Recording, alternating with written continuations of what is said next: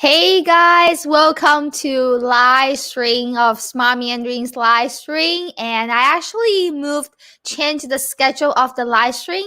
So it's not really 2 p.m. Taiwan time because I changed my schedule. But that's okay because you can always watch the replay. In today's topic, we are going to talk about confusing Chinese homophones. A lot of students, they are annoying by all the confusing homophones of Mandarin Chinese.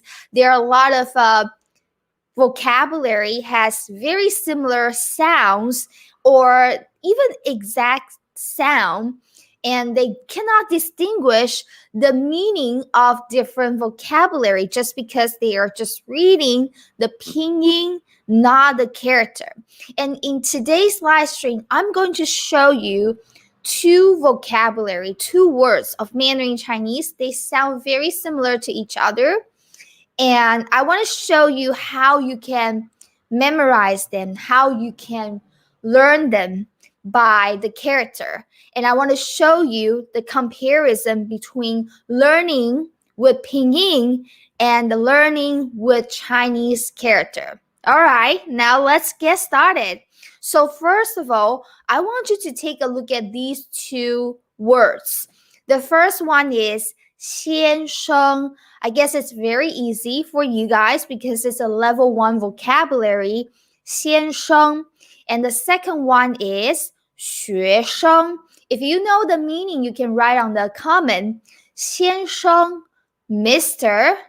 and 学生 is student. So if you just learn by the pinyin, you will be confused. The more words, the more vocabulary that you learn, the more confused you might get because 先 and 学, well, sometimes for some students, it's similar and they have the exact same sound for the final word, 生 here.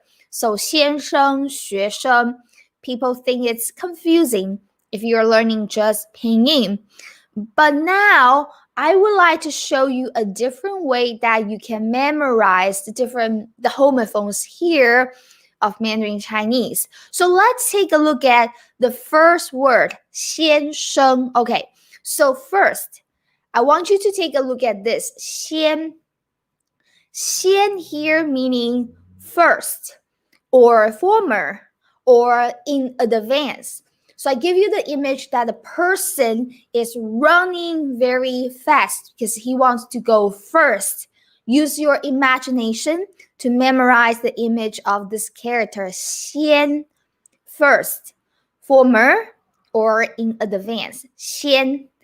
And the other one is 生.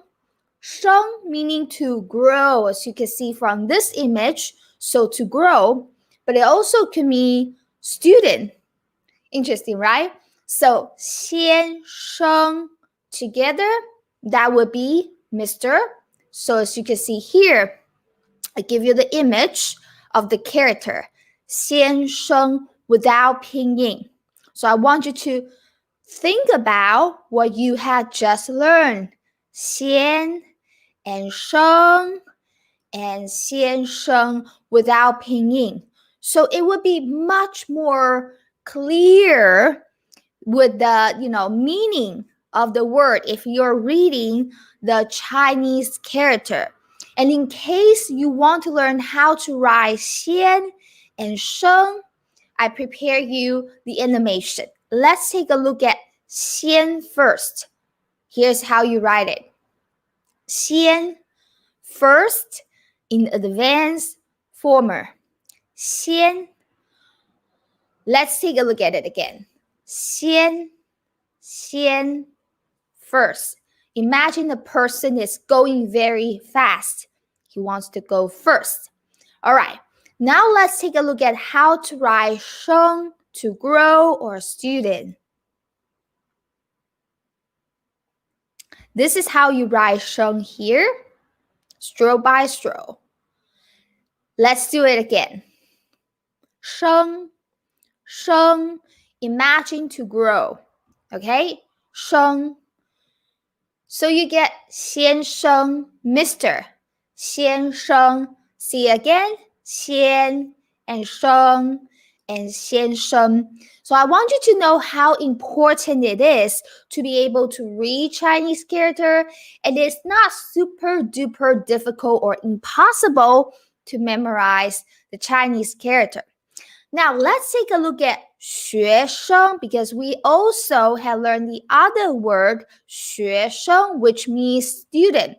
So it's the same 生, it's the same word because 生 also means student.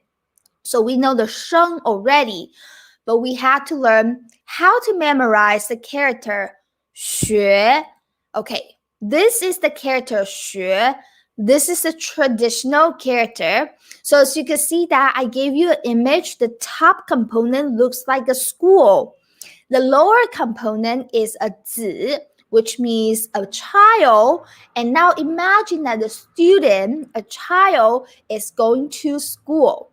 So 学, what is 学? 学 meaning to learn. So 学生, that's student. 学 meaning to learn.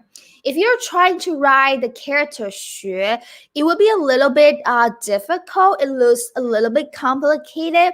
But if you just, learn how to read it first, I don't think it's very complicated because it just looks like the image of school, 学. So now let's take a look how you can write the character 学. So start from the middle as you can see, And the left and right, they're actually the same. And the lower component, and it's 字. This is a traditional character. Let's see it one more time. 学, see, start from the middle, and then from left, and then the right, and going down, lower component, and 字. So 学 to learn, 学. So remember, student, that is 学生, 学生. Student, 学生. I want you to take a moment and take a look at the character itself.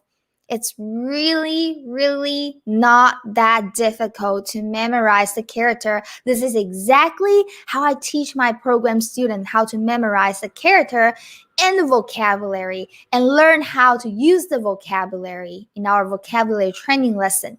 Anyway, 学生, student. Let's go back and look at the other one. 先生, we just learned.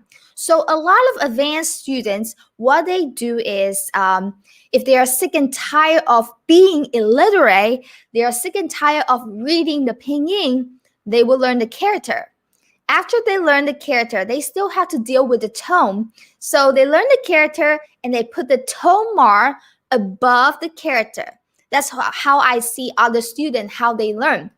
So for example, if you learn the character 学, I see a lot of students, they will learn how to memorize it and then learn how to write it and use the practice sheet to write the word 学 in order to memorize it.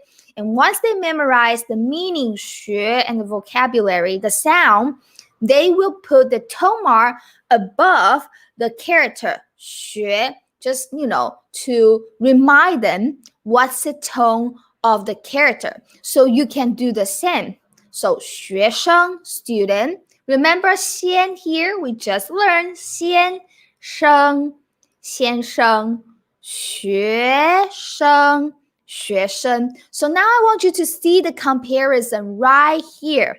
Okay, so this is using the character. If you know how to read the character, the left one is 学生. Read that vertically. 学生. And the right one is 先生. They share the same character, 生.学生, 先生. And then versus, if you just learn with pinyin, read with pinyin, it would be very confusing because you cannot associate the vocabulary with the meaning. But with the character, you can definitely associate the meaning and the vocabulary. All you have to do is remember the sound of the character. That is it. So I hope you enjoy and find the comparison differences of learning and memorizing the vocabulary of pinyin and zhuyin. And I also want you to understand that how important and necessary it is to learn the character. Don't say I didn't warn you. I think learning the character is very necessary and relevant to your study in learning Mandarin Chinese. But if you're thinking that, okay, I feel frustrated in learning Mandarin Chinese, reading pinyin. I feel frustrated or annoying, feeling illiterate in Mandarin Chinese. What should I do? Where should I start learning Chinese character? So here is my advice.